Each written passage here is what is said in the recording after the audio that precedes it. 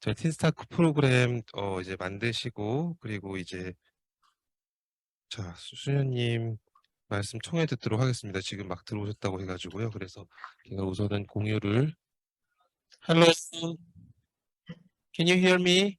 I can hear you very well. Okay, okay, that's good, that's good. So, 잠시만요. 다시 이거를 Hello once again. Hello. Okay, so now, so could you tell something to all our Korean Tinsta Now, teachers? first of all, I'm sorry we messed up the schedule. You had told me 6:40 and then you told me 8:40 and now we're back to 6:40. But anyway, I'm very happy that we are connected.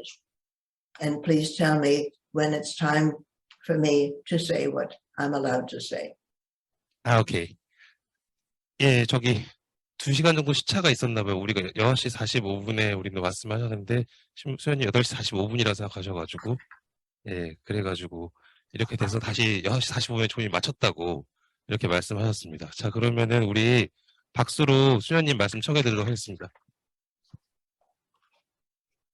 Sister, we are ready to listen to you now. Right. Well, I'm very happy to be invited to share with you. Okay. Dear Teenstar friends and colleagues, it is a joy and an honor to be invited to participate in your meeting. The topic you have chosen, the calling of human truth and love, is vital for our society today, most especially as too often one finds neither truth nor love in public life. Yet without love, which must be based on truth, otherwise it is not love, we humans cannot thrive. Thankfully, we are born into families, not public institutions, and have already begun to bond with our mothers before we were born. Bonding with our fathers and the rest of our families, and later with school and church community follows. However, we do not live in a vacuum, and thanks to the internet, our children receive a variety of messages from the culture, some of which are not wholesome and may be very confusing. When children's bodies begin to mature, not only their bodies, but their minds begin to see the world differently. Parents are no longer the ultimate source of truth and knowledge. Children begin to develop their own personalities. Often they begin by choosing opinions which are the direct opposite of their parents. As their genitalia begin to mature, the physical changes initiate impulses which they do not know how to manage.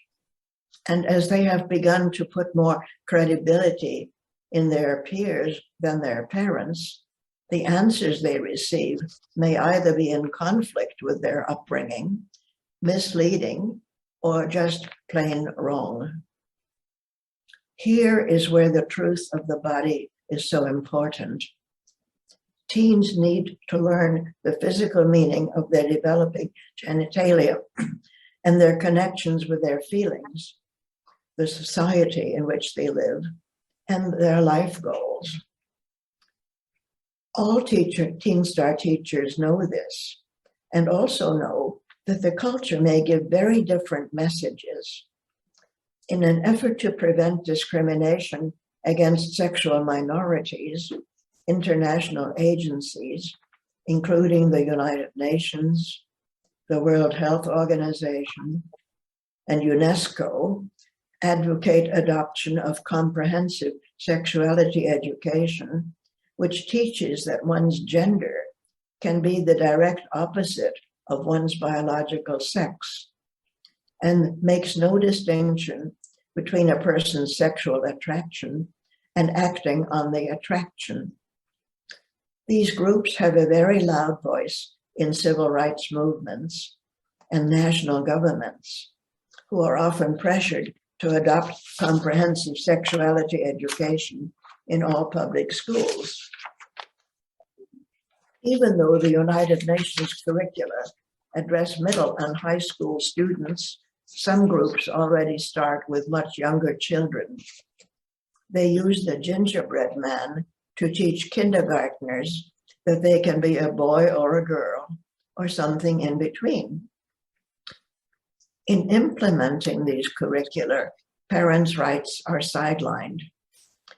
Gender dysphoric teenagers were often rushed into gender reassignment medications or surgeries without adverting to several important facts. Number one, teens are below the legal age of consent. They cannot consent any other treatments without permission of their parents or guardians. And number two, between 85 and 97% of teens who claim to be living in the wrong body revert to their biological sex by the end of puberty.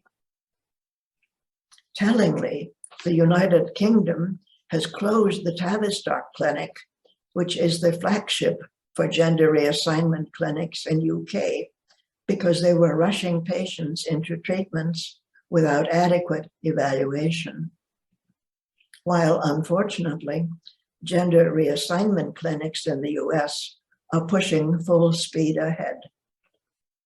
There is no question that patients who suffer gender dysphoria are in need of empathy and help, but the current treatments which are offered are cosmetic and do not deal with the cause, which has yet to be discovered. Teen Star's experiential learning is primary prevention against being confused about one's body.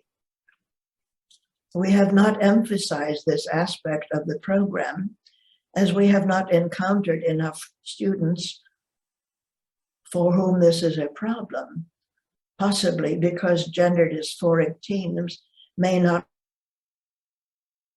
want to participate in STAR, but teens undergo a great deal of self-searching and their physical identity may well be part of the mix.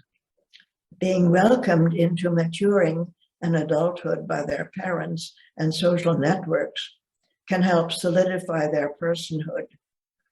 It is of note that when Teen Star was offered to girls at Boys Town, an institution for neglected and abused youngsters in Nebraska, Father Val Peter, the director, found that Teen Star was instrumental in changing the girls' locus of control from external to internal. That meant that they were making their own decisions and taking responsibility for them, rather than following group pressures. Teen Star has been and is a wonderful instrument for helping teens and young adults understand and value their sexuality and fertility and choose behaviors which support their long-term goals. Be of good heart. You're doing the Lord's work. Thank you so much for your attention and for being part of a wonderful group of people. Thank you. Okay, so see you and then see you again soon. Bye-bye. Bye.